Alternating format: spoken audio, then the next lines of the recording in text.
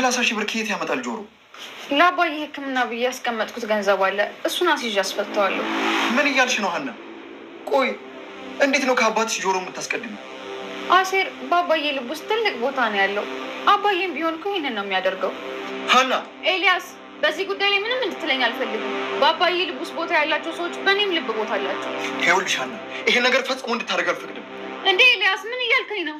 ቆይ እኔ የምልሽ ሀና፣ ለጆሮ ብለሽ አባትሽን አደጋ ላይ የሚጥል ነገር የምታደርጊው ወደሽዋል እንዴ? ቆይ ምን እያልክ ነው ኤልያስ? ከአንተ ይሄን በፍጹም አልጠብቅም ነበር። ሀና ተረጋጊና እንነጋገር። ኤልያስ፣ እነዚህ ልጆች መልካም ናቸው ብላ ያገናኘህ ይመስሎኝ ነበር። አንተ መልካምነታቸው ባይታየህም ለእኔ ግን በችግሬ ጊዜ ከጎኔ ነበሩ። ጆሮ እኮ የሀናን አባት ካገኘ በኋላ ፍጹም ተለውጦ ሌላ ሰው ነው የሆነው። እንዴት ነው የእንጀራ አባቱ የሚያገኝ? ታረቀኝ፣ ተረጋጋና ምልህን ስማኝ። እኔ ለራሴ ሌላ ጭንቀት ውስጥ ነው ያለሁት። አንተ ጭራሽ ስለ ጆሮ ትጨነቃለህ እንዴ? አንተ ደግሞ ምን ሆንክ? ሀና ተቀይማኝ ነው የሄደችው። እንዴ ምን አድርጋል? ተወኝ እባክህ። እኔ አሁን ምረባ ሰው ነኝ? መቼ አጣሁት? ሄጁ አንድ ቀን እንደሚያጠፋው አውቅ ነበር። ይፈታል እኮ አባ። ፖሊሶቹ 30,000 ብር ካስያዛችሁ ይፈታል ብለውናል። ጭራሽ 30,000 ብር? 30,000 ብር ቀልድ ነው እንዴ? አባ፣ ለአንተ መታከሚያ እያጠራቀምኩት ያለ ገንዘብ አለ። እውነትሽን ነው ሀና? አዎ አለ። እሱን አስይዤ ላስፈታው አስቤያለሁ። አባ አንተ ምን ትላለህ? እኔም ብሆን እኮ ይሄንን ነው የማደርገው። አንዴ ሂጂና አስፈችው። የኔ ሕክምና ቀስ ብሎ ይደርሳል። ግን ድጋሚ እዚህ ቤት ድርሽ እንዳይል።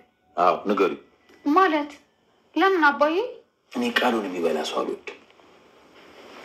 ያሉት ከሚጠፋ የወለዱት ይጥፋ ነው የሚለው የሀገሬ ሰው። አባዬ ነገሩ እኮ አንተ እንዳሰብከው አይደለም።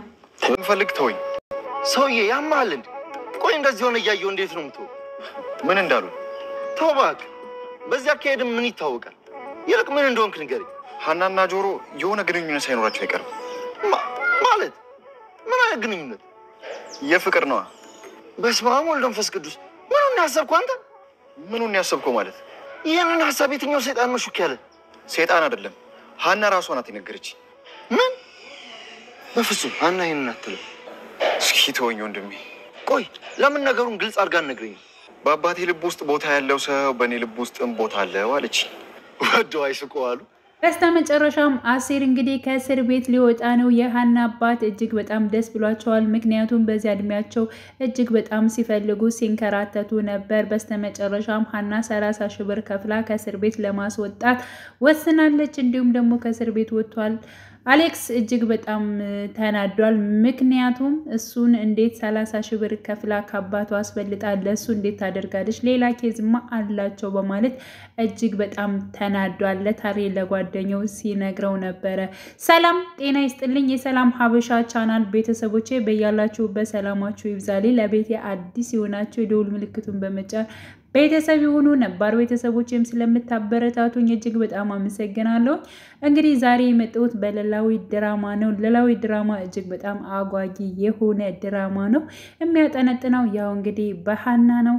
ሀና ያው በልጅነቷ ጠፍታ እንዲሁም ኖላዊ አባቷ ነው ያሳደጋት።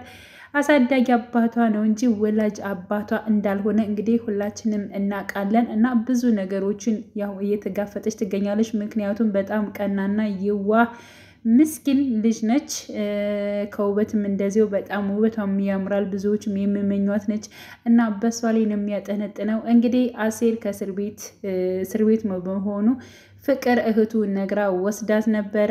በስተመጨረሻም ምናሴም አብሯት ሄዶ ነበር ከሀና ጋር። ያሰሪዋ ልጅ ምናሴ ከሀና ጋር አብሮ እስር ቤት ሄዶ ነበር። እስር ቤት በሄደበት ነገር ግን አሴር ምናሴን ሳየው እጅግ በጣም ነበር የደነገጠው። ምክንያቱም ከዚህ በፊት የእናቱን ስልክ የሰረቀው አሴር ስለሆነ የሆነ ቦታ ትዝ ስላለው፣ በነገራችን ላይ ትዝ ያለው አሴር እንጂ ምናሴ አይደለም። ምናሴ ምንም ሊያስታውሰው አልቻለም። ግን ደግሞ አሴር ልክ እንዳየው እጅግ በጣም ነበር የደነገጠው። ምክንያቱም አጭበርብሮ የእናቱን ስልክ ከዚህ በፊት እንደሰረቀ ሁላችንም እናውቃለን። እንዲሁም የሀና አባት ተቆጥተው ስልካቸውን እንዳስመለሰው ሁላችንም የምናውቅ አለን ብዬ አስባለሁ፣ ድራማውን የምንከታተል ልጆች።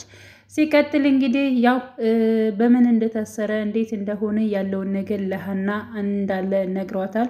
እና እዚህ ሁኜ ፍርዱን እንደምጠብቅና ነገሮችን እንደምከታተል ነበር የነገራት። ግን ደግሞ ለፍቅር እንዳትነግሪያት በማለት እና ያው 30 ሺህ ብር እሱን ለማስፈታት 30 ሺህ ብር እንዳስፈለገው ተናግሮ ነበረ። ይህን ነገር ደግሞ ሀና አላወቀችም፣ ግን ደግሞ እህቱን አጥብቃ ስትጠይቃት ነገረቻት።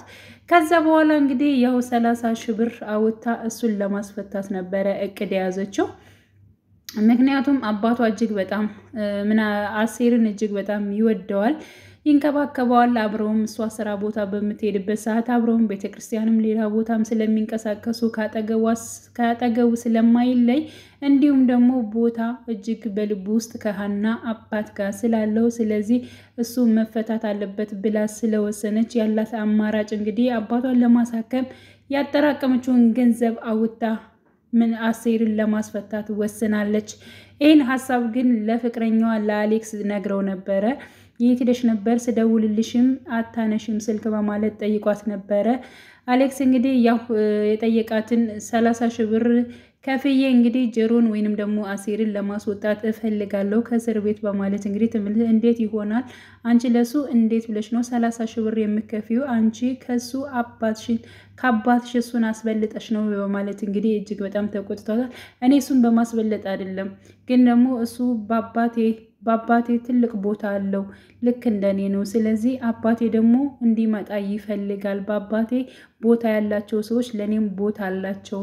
ስለዚህ ምንም ቢሆን ምንም ለሱ መክፈል ያለብኝን ቦታ እከፍላለሁ በማለት እንግዲህ ለጀሮ ያው ብሩን እንደምሰጠው ቃል ገብታ እሱም እጅግ በጣም ተናዷል። ይሄ ማለት እኮ አንቺ ትወጂዋለሽ ታፈቅሪዋለሽ ማለት ነው በማለት እንግዲህ አሌክስ ሀናን ይያዛታል። አንተ እንዴት ነው የምታስበው? እንዴት በዚህ ያክል ድረስ ታስባለህ? እኔ ግን ማድረግ ያለብኝን ነገር አደርጋለሁ። አሁን ዘወር በልልኝ በማለት እንግዲህ ከሱ ጎን እቆማለሁ በማለት ከአሴር ጋር እቆማለሁ በማለት እንግዲህ ከፊቱ ወታ ሄዳለች። እሱም እጅግ በጣም ተናዷል። ምክንያቱም ያደረገው ነገር ጥፋት እንደሆነ ስለተሰማው ለምንድን ነው እንደዚህ ተናድጄ ሀናን ያስቀየምኳት እያለ እየተበሳጨ ይገኛል። እንግዲህ ታሬ ጋር ጓደኛውን ደውሎ ጓደኛውን ካገኘ በኋላ ሀና ከዚህ መታ ነበር፣ ግን ደግሞ እንደዚህ ስትለኝ ያልሆነ ነገሮችን ተናገርኳት፣ ግን ከጆሮ ጋር ወይንም ደግሞ ከአሴር ጋር ምንድን ነው ያላት ነገር? ከአባቷ አስበልጣ ከአባቷ ልክ እንደ አባቷ እያየችው ነው። ስለዚህ ለአባቷ ያለችውን ገንዘብ አውጣ ለሱ ካደረገች የሆነ ነገር አለ ማለት ነው በማለት እንግዲህ ይጠረጥራል። ታሬም አንተ እንዴት ነው የምታስበው? በእርግጥ አሁን የድሮ ጆሮ ወይንም ደግሞ አሴር አይደለም እጅግ የሀናን አባት ካገኘ ቀን ጀምሮ እጅግ በጣም ጸባዩ ተቀይሯል። በጣም የዋሰው ሆኗል። ስለዚህ አንተ እንደምታስበው አይደለም እና በዚያው ምክንያት ነው። ግን ደግሞ ብሩን የት አገኘች በማለት እንግዲህ ታሬም ጠይቋል። እኔ ምን አውቃለሁ ብቻ ግን 30 ሺህ ብር ከፍዬ አስወጣዋለሁ እያለች ነው በማለት እንግዲህ ያው ሲናገር አይተናል። ሀና ያው ለአባቷ አማክራ ነበር። ምክንያቱም ጆሮ ወይንም ደግሞ አሴር በሚለው ልጥረው በነገራችን ላይ ማለት ነው።